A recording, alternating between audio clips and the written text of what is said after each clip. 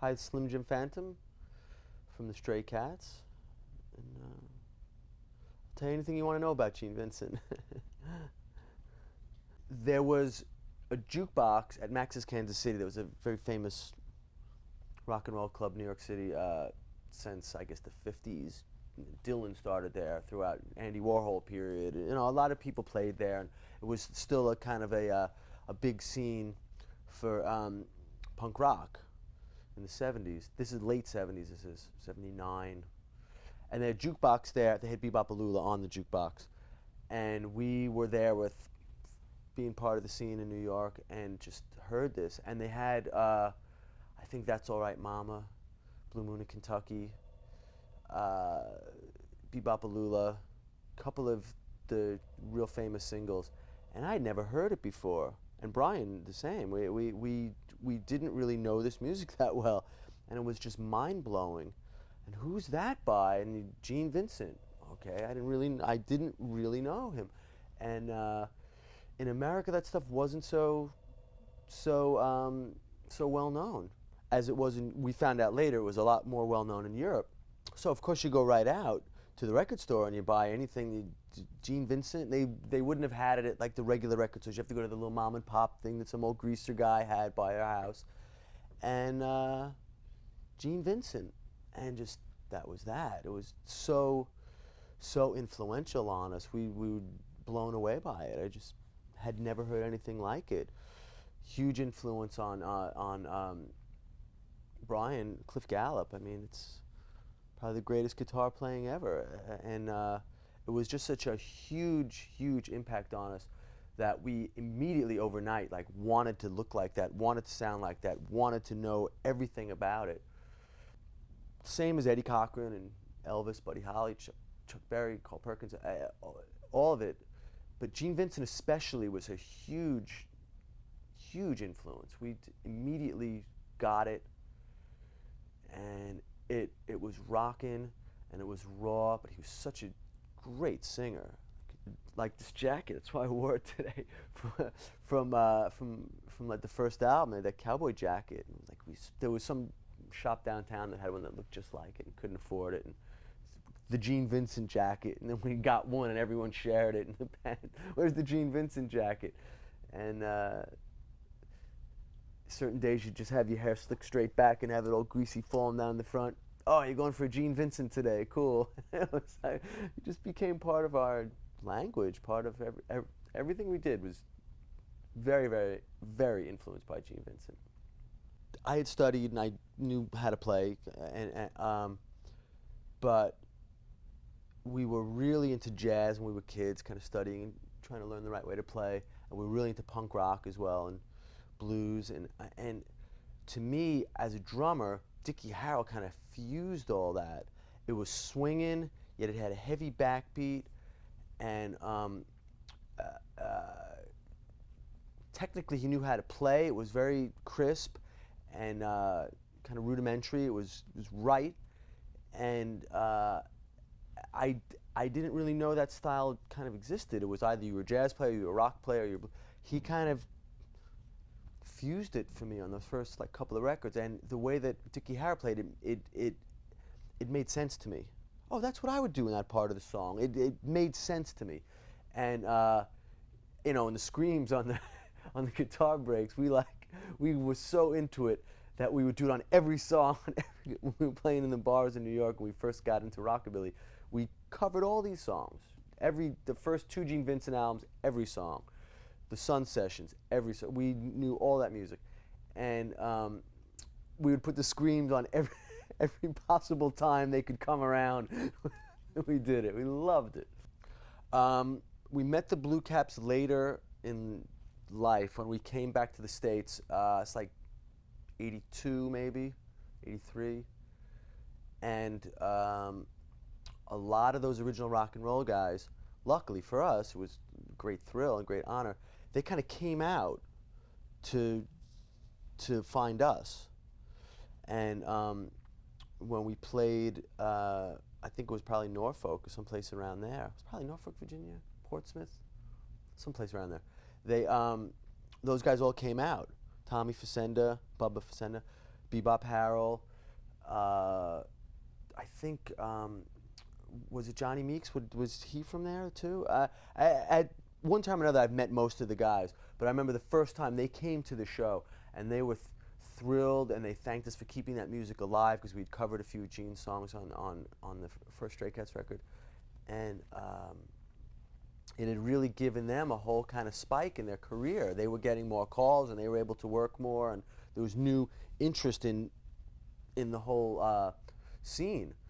Whether or not I'd ever made it as a musician, I would have always continued to play and love that music. If I had to get a regular job, I would have still been this. I'd still be wearing this jacket. I'd still be wearing my hair this way, no matter what. And those guys were a major reason for that. So to be able to in any way help them was fantastic. And they were all really good regular cats, you know, hip guys still. They were volunteer firemen. The whole volunteer firehouse came down to the gig. It's great. And my old man was a fireman, so I kind of related to that. The Gene and Eddie song was pretty much, we didn't want to cover any more of the songs. We kind of run out of songs. We played every Gene Vincent, every Eddie Cochran song. So we kind of wanted to write our own, but at the same time pay kind of homage to those guys, Gene and Eddie. It's the, you know, the two guys. And so I remember it was on the road somewhere, and Brian and I were goofing off with the guitar, and we just had the idea, and what we did was we wrote out catchphrases from all the songs, the great Gene and Eddie songs, and we cut them up and just laid them out on the floor in the hotel and trying to see which ones fit with which ones. And then he had the extra idea of putting the signature guitar riff after each of the lyrics. And it was just kind of a fun process because it's our song that we wrote, but at the same time you're paying homage to these guys. And then we did a video, and we got to look at all the archival stuff, and it was a reason to go and find all the old video clips. And I remember, like, Dick Clark was helpful. We found out about it. He sent us a bunch of American Bandstand stuff. Everyone loved that music and kind of got their start with it, like a lot of rock and roll guys. And I think anything from that second album is probably the greatest rock and roll record ever, really. Certainly up there with any. It's one of my desert island ones, I suppose, with the Sun Sessions. The second Gene Vincent album is anything from that. Bebop-A-Lula is obviously the most famous one, kind of the most well-known one. But anything from that second record, well, the first record too, but like there's any of the Race with the Devil. It's just it's so hard and so tough and so cool. It's never been topped, really. It really hasn't. I know in Europe, Japan, Australia, all over the world, Gene, well, kind of Americana, real American cool stuff in general, is still kind of legendary and still influential and still greatly loved. Less so in America, and I don't know why. We never figured it out. And there's a certain scene here now. I think it's a result of the Stray Cats. There's a lot more rockabilly types than when we first started. Let's put it that way. So a lot of those original rock and roller guys have been rediscovered. Gene, of course, being one of the main ones. But I don't know why. I see Japanese kids with Gene Vincent tattoos on them, and I don't know why more American kids don't. I really don't know why.